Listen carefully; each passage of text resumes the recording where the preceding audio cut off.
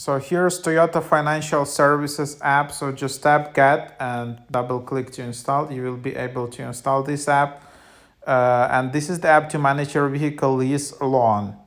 So simplifying the management of your auto lease or loan. Our designed app allows for frictionless payments, enhanced navigation, and convenient snapshot view of your account. Redesigned look and feel of the entire app.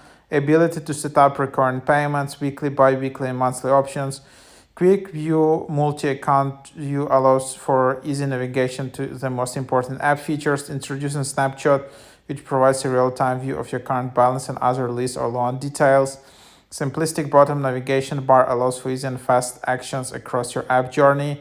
So yeah, supercharged payments, designated dashboard, multiple accounts, quick view. So that's basically the app that you can get here. And yeah, pretty cool, very popular app. And then you can just create an account right from here. You can just scan with your account, just enter account number, last 4 digits of social security number. You can also add your PIN.